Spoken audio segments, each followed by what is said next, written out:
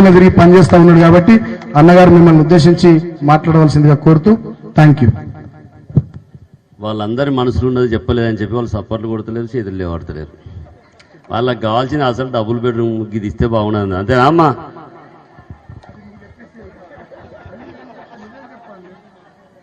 గది గది కావాలి. అన్ని ఒక నిమిషం ఆగవా నీకు పుణ్యం ఉంటుంది. అన్ని నేనే చెప్తే ధర్మం నేను చెప్పాలి. ధర్మనకు 2-3 ఉంచద్దా చెప్పేందుకు? ధర్మనకు మీరు సపోర్ట్లు కొట్టేందుకు 2-3 విషయాలు ఉండాలి కదా, అందుకనే అవి చెప్పాలి. ఇప్పుడు ధర్మనే చెప్తాడు అవి. నన్ను ఏం చెప్పకుండా అన్ని ఆయనే చెప్పిండు. ఈరోజు కమలాపూర్ మండలం కమలాపూర్ గ్రామంలో నేత చేనేత పద్మశాలి కుటుంబ సభ్యుల ఆత్మీయ సమ్మేళనానికి ఏర్పాటు చేసుకోవడం జరిగింది. మరి దీనికి అధ్యక్షత వహిస్తున్న మీ సంఘ పెద్దలు సారంగం గారికి, అలాగే మరి కార్యక్రమానికి వచ్చిన పెద్దలు గౌరవనీయులు ప్రభుత్వ విప్పు బాల్కా సుమన్ గారికి, అలాగే నాతో పాటు 3 నెలల నుంచి ఇక్కడ మరి కష్టపడుతున్న ఇన్ఛార్జిగా వచ్చిన పెద్దలు రవీంద్రరావు గారికి, అలాగే మరి మొన్ననే మేము సైతం తెలంగాణ పార్టీకి మరి గౌరవ ముఖ్యమంత్రి కేసీఆర్ గారికి బాసటగా నిలబడతామని మీ పద్మశాలి కుటుంబ పెద్దలు మరి స్వర్గం రవి గారికి, అలాగే మన స్థానిక సర్పంచ్ తిరుపతి రెడ్డి గారికి, మరియు దశరథం గారికి, నా శంకర్ అన్న గారికి, మరియు కృష్ణప్రసాద్ గారికి, ఎంపీటీసీ రాధిక రమేష్ గారికి, అలాగే మన ఎంకే అంటే ఇక అందరికీ తెలుసు గారికి, వైస్ ఎంపీపీ గారికి, మరియు గౌరవ స్థానిక పెద్దలందరికీ, ముఖ్యంగా పద్మశాలి సోదరులకు సోదరిమల్లకు, ముఖ్యంగా మహిళా సోదరిమల్లందరికీ కూడా పేరు పేరు నాయకు హృదయపూర్వక నమస్కారాలు. పత్రికా విలేకరులకు, ఎలక్ట్రానిక్ మీడియా సోదరులకు ప్రత్యేకంగా ధన్యవాదాలు, కృతజ్ఞతలు. మరి ఈరోజు మీకు కూడా కమలాపూర్ మండలంలో మా నియోజకవర్గం నుంచి వచ్చిన ఇన్ఛార్జిగా వచ్చినటువంటి మధుసూదన్ రెడ్డి గారికి, అలాగే శ్రీనివాసరెడ్డి గారికి ప్రత్యేకంగా కృతజ్ఞతలు. నిజానికి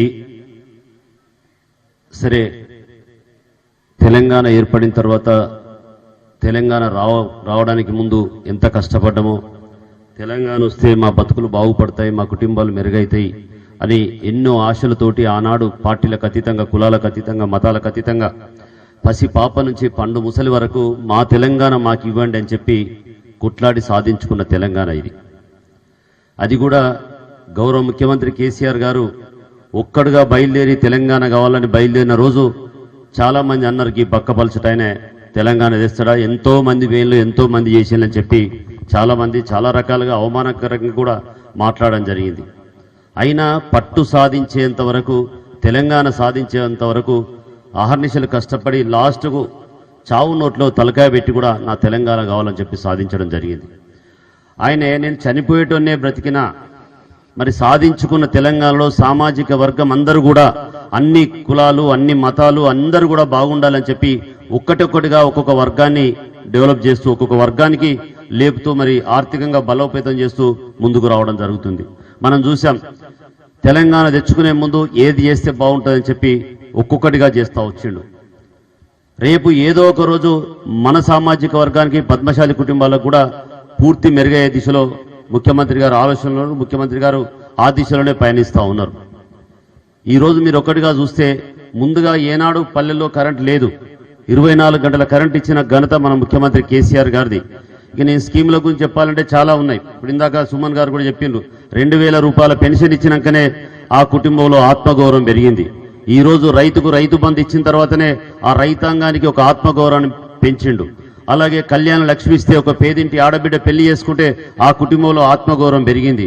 ఈరోజు మరి కేసీఆర్ హాస్పిటల్, ప్రభుత్వ హాస్పిటల్లో డెలివరీ చేసి 12,000 రూపాయలు ఇచ్చి వారిని, తల్లి బిడ్డలను ఇంటికాడ ప్రభుత్వ వాహనంలో పంపించినప్పుడే ఆత్మగౌరవం పెరిగింది.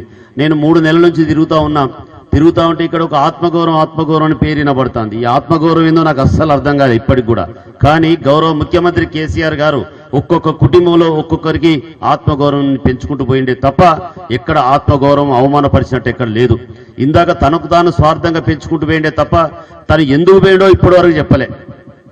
తను పార్టీ నుంచి విడిపోయి బీజేపీ పార్టీకి పోయిండు ఎందుకో ఇప్పటి వరకు కూడా మేము 3 నెలల నుంచి అడుగుతూనే వచ్చాం, ఎందుకు పోయిండో చెప్పలే. ఇవాళ మేము ఒక సామాన్య వాళ్ళం ఇలా ఎమ్మెల్యే అయి మా నియోజకవర్గంలో బ్రహ్మాండంగా చేసుకుంటూ పోతున్నాం. నేను ఒక్కటే ఈరోజు ఆలోచించండి, ప్రభుత్వంలో 18 మంది ఎమ్మెల్యేలు 18 మంది మంత్రులు ఉంటే ఒక్కొక్క మంత్రికి 4,000 డబుల్ బెడ్రూమ్లు ఇచ్చిండు ముఖ్యమంత్రి గారు. నాలాంటి సాధారణ ఎమ్మెల్యేకు 1,000 ఇండ్లు ఇచ్చిండు. అంటే మా నియోజకవర్గానికి ఒకే 1,000 ఇండ్లు ఇస్తే నేను 860 ఇండ్లు కట్టించి పంపించిన అందరి ఇళ్లకి. మరి ఆయన 4,000 ఇల్లు ఇస్తే ఒక్క ఇల్లు కూడా నియోజకవర్గంలో కట్టలేదు, ఒక్కరికి కూడా అలాట్మెంట్ కాలేదు. అయిందండి కమలాపూర్లో. మరి ఆయన మంత్రి, ఆర్థిక శాఖ మంత్రి, ఏ ఫైల్ పైన ఆయననే సంతకం పెట్టాలి, ఎక్కడైనా క్లియరెన్స్ ఆయన ఇవ్వాలి. అలాంటి వ్యక్తి ఒక్క ఇల్లు కూడా కట్టించలే. ఇందాక మా సుమన చెప్పిన ఆయన 4-5 ఇల్లు కట్టుకున్నాడు, నేనైతే చూడలే. కానీ మరి ఆయన 4-5 ఇళ్ళను మీరు చూసిల్లు, అందరూ చూసిల్లు. ఈరోజు మరి అలాంటి వ్యక్తి మరి ఒక పేదింటి వాళ్ళు, ఇప్పుడు నాకు వచ్చిన కాగితాలు మొత్తం పాపం డబుల్ బెడ్రూమ్లు. ఇన్ని కాగితాలు ఇంకా చాలా మంది రాస్తారంటే వద్దొద్దు డబుల్ బెడ్రూమ్ గురించి నేనే మాట్లాడతా అని చెప్పడం జరిగింది. మరి ఇంత మందికి, ఇంత పేదింటి కుటుంబంలో 4,000 ఇళ్లలో సొంత ఇల్లు ఇక్కడ ఒక 1,000 ఇళ్ళు కనుక కట్టిస్తే మరి అందరి మనిషి కొట్టించే అవకాశం ఏర్పడి ఈరోజు ముఖ్యమంత్రి గారు మరి పెద్ద ఎత్తున ఒక్కొక్క స్కీమ్ పెట్టి ఒక పేదవాడిని లేపాలంటే కడుపు నిండా పెట్టాల్సిందే, చిన్న చిన్నగా చేయొద్దని చెప్పి మరి పెద్దగా చేసుకుంటూ వస్తున్నాడు. రైతులకైతే ఏనాడు కూడా రైతు బంధు వస్తుందని ఆలోచించలే.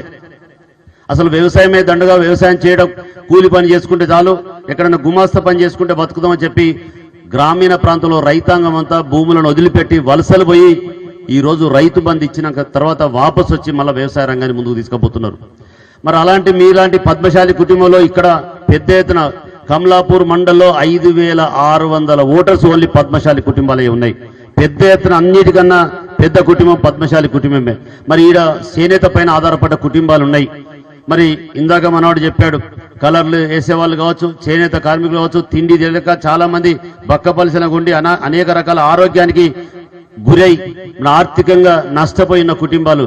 మరి మిగతా నియోజకవర్గంలో పద్మశాలి కుటుంబాలకు ఆర్థికంగా మరి అన్ని రకాల సహకారాలు అందుతే ఇక్కడ ఎందుకు చేయలేదో మరి గౌరవ మంత్రివర్యులు కేటీఆర్ గారు తీసుకొచ్చి ఆయన ఆ శాఖ మంత్రివర్యులు మరి ఈ కుటుంబానికి ఇది కావాలి, ఒక ఈ సబ్సిడీ ఇప్పించండి, వీళ్ళకి ఇది ఇప్పించండి అని చెప్పి ఎక్కడ చెప్పిన దాఖలాలు లేవు. నేను మొన్నటి నుంచి తిరుగుతా అంటే కూడా చాలా మంది లేదు.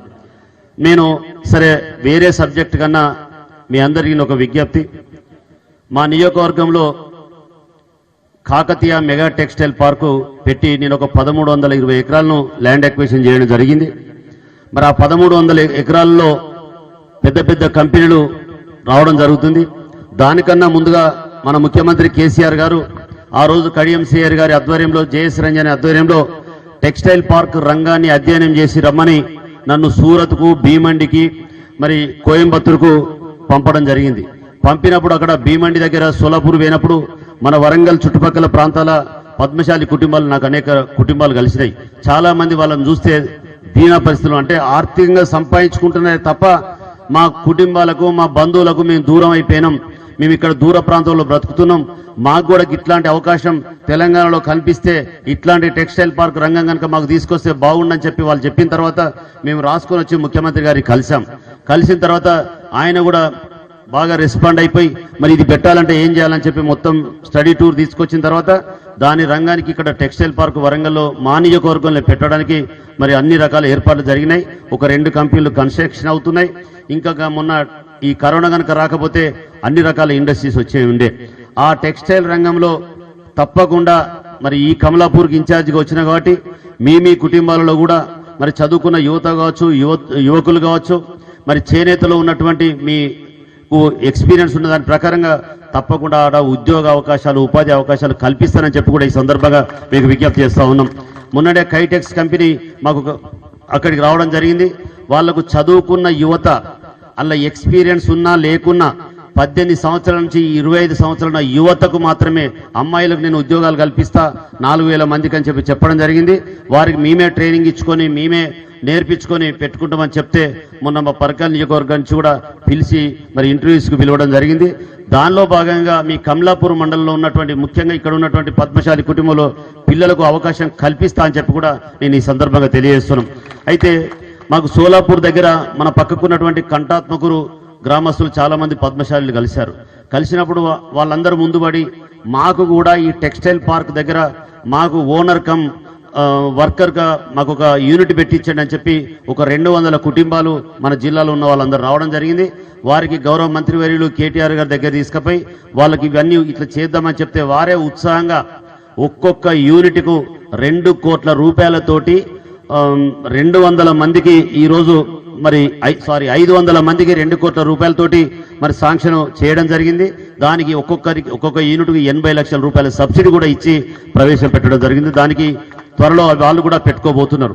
మరి అలాంటి కుటుంబాలు మీలో కనుక ఎవరైనా వచ్చి ఉంటే తప్పకుండా వారికి కూడా మీ సంఘం తరఫున 1, 2 మరి 5 ఎవరైనా కుటుంబాలు మీ ఈ విధంగా చేసుకుంటాం, ఇట్లా కలిసికట్టుగా పనిచేస్తామని చెప్తే వారికి కూడా నేను గౌరవ మంత్రివర్యులు కేటీఆర్ గారు చెప్పి ఆ అవకాశాన్ని మీకు కల్పిస్తా అని చెప్పి కూడా ఈ సందర్భంగా తెలియజేస్తున్నాం. మరి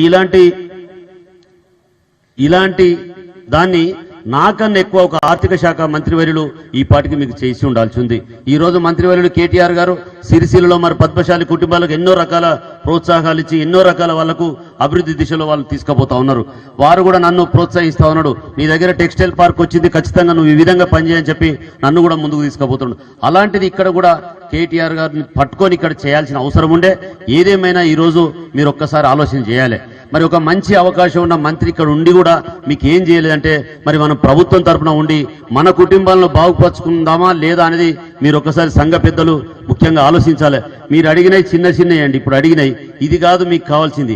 ఈ కమిటీలు ఇస్తాం, ఇవన్నీ ఇస్తాం, ఇది వేరు సంగతి. మీ కుటుంబాలలో వెలుగు కనపడాలి. మీ కుటుంబాల్లో వెలుగు చేయడానికి ఏ విధంగా మీరు చేస్తారో అట్లాంటి సజెషన్స్ ఇవ్వండి. తప్పకుండా నేను కేటీఆర్ గారి దగ్గర కానీ వచ్చే రేపటి నుండి హరీష్ రావు గారి దగ్గర కానీ తీసుకుపోయి ఖచ్చితంగా మీకు సహాయ సహకారాలు అందిస్తా అని చెప్పి ఈ సందర్భంగా తెలియజేస్తున్నాం. అంటే మీరు ఇంత పెద్ద ఎత్తున వచ్చిండ్రు, చాలా మంది నాకు రిప్రజెంటేషన్ ఇచ్చినప్పుడు